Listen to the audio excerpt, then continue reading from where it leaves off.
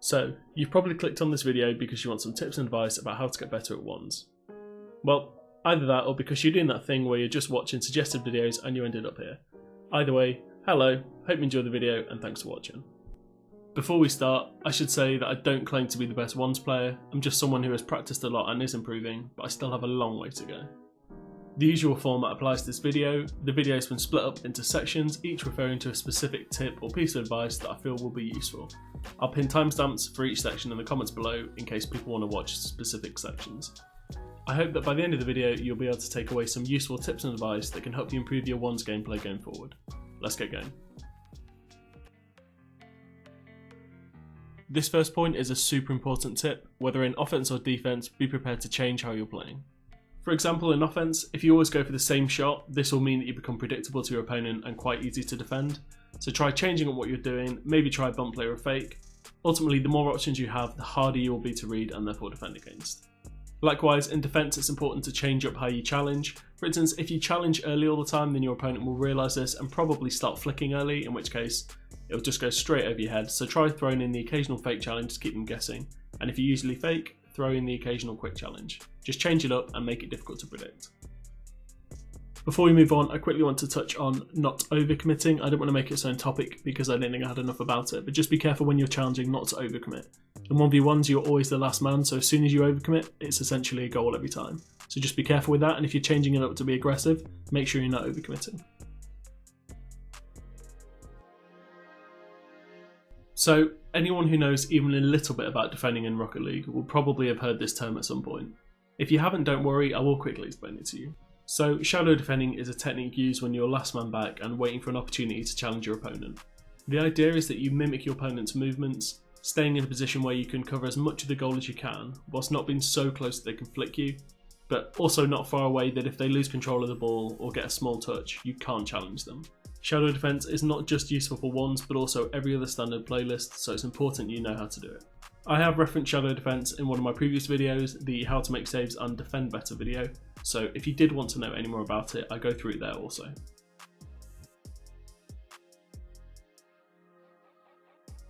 As previously touched upon, varying your defensive style is important, and one way to do that is through fake challenging.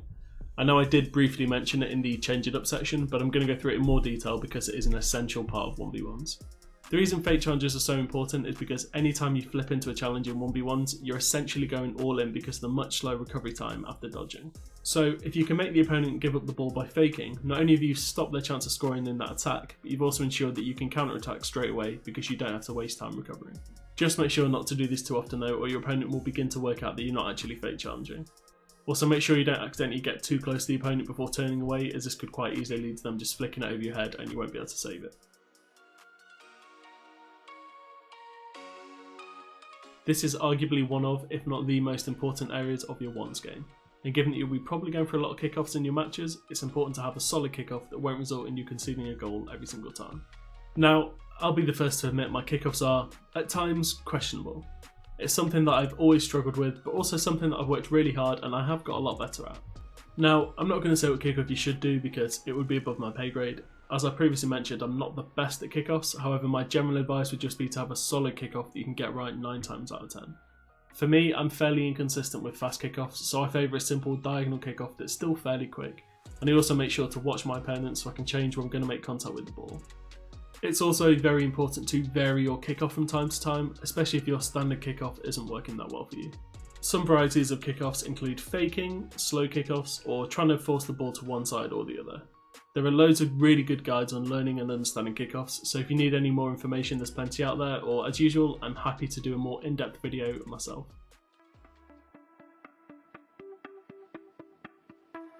Without a doubt, one of the most important parts of your wands game is recoveries. Having quick and efficient recoveries will not only help you prevent a lot of goals, but also score some as well.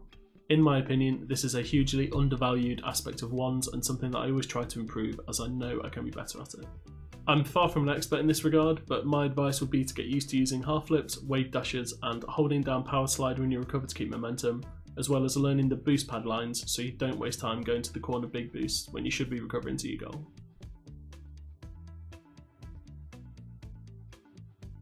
This is another hugely important piece of advice. A lot of people I know would say they don't play ones because it makes them tilted, and in fairness, I can kind of understand why.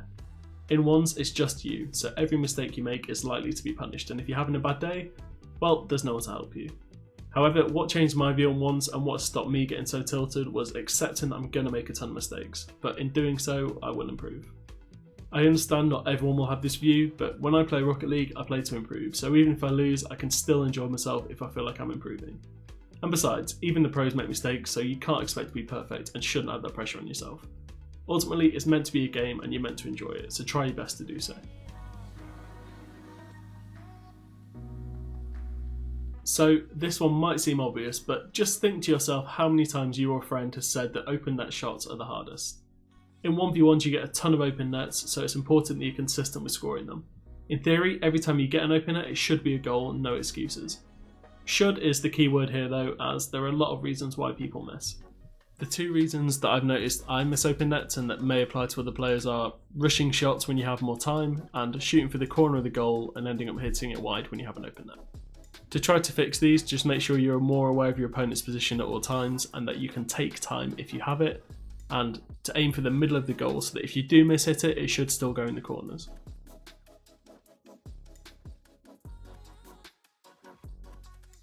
Now, I know some players consider this toxic, but the reality is that bumping and demoing, especially in 1v1s, can be extremely useful when done properly.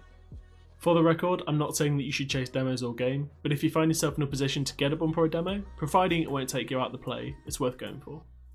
If you can demo your opponent in 1v1s, that essentially means you're on your own for a few seconds, so you can recover, get some boost, or even score without your opponent even being able to contest. It's very common for bump and demo plays to happen in offense, with the aim of the bump or demo to remove the goalkeeper or prevent their ability to make a save. However, bumps in other areas of the pitch are also very helpful because any slight misposition in 1v1s can result in a goal, so bumping someone out of the way means they have to use boost and time to recover. If you're struggling to see the benefits of bumps and demos, watch some pro or high level gameplay and see how often these physical plays come out. Just remember to make sure you can recover after your bump or demo attempt in case it's unsuccessful, as the chances are you'll have sacrificed your positioning and some boost to try and get it. So there you go, next time you play ones, actively try to look for opportunities to bump and demo your opponent. You will soon learn when is the right time to go for them, and when isn't such a good time. But doing this more often will definitely help you create more chances and even stop some goals.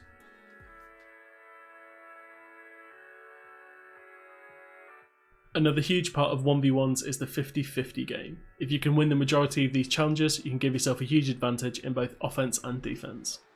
Now, I know the term 50-50 implies that they're random, however there are actually many things you can do to send these 50-50s in your favour. If you don't believe me, check out pro gameplay and see how strong they are in these challenges. I'm far from a pro player, but if you can learn to manipulate 50-50s to where you want to go, you'll find yourself winning more than you lose, and this will really help you improve your ones gameplay. I'm happy to go in depth in another video to break down how 50-50s work, but I would say the basic of understanding 50s is to know which part of the ball to make contact with to send it a certain way. If you're struggling to understand, then try watching kickoffs, as almost every kickoff is a 50-50.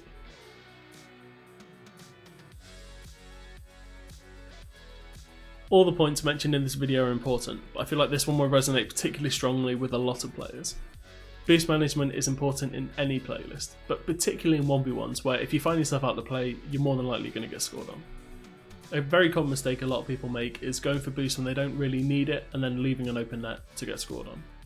Rather than always go for the 100 corner boost, try to make use of the pads. With good pad rotation you can quite easily get yourself 40 or 50 boost, and in reality, even if you just get 12, you can get to almost any part of the goal if you manage your momentum.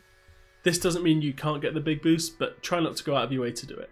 This applies to both offense and defense, where if you can get used to collecting more small pads along with the safe big boost pickups, you'll be able to greatly increase the amount of boost you have and therefore your ability to maintain pressure on offense and keep a solid defense.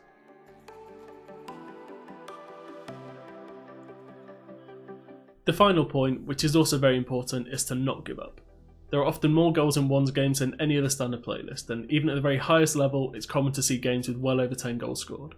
Due to the unpredictable nature of 1v1s, you could find yourself 4 or 5 goals down with a minute left and still have a good chance of winning the game.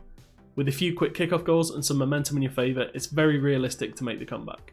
I've been involved in these sort of things a bunch of times, both for me and against me. I recently had a game where I was 2 goals down with 10 seconds left and I managed to get 3 kickoff goals to win the game 7-6.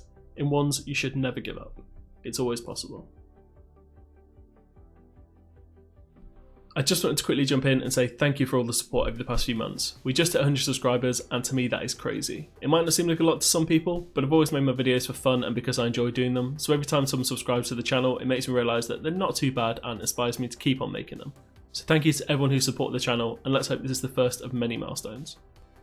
Well, there we go, that's all I've got for you for this video. If you enjoyed, please like and subscribe, it really helps me out, and if you didn't, please let me know how I can improve, as I'm always looking to do so. Thanks for watching, and I hope you have a good day.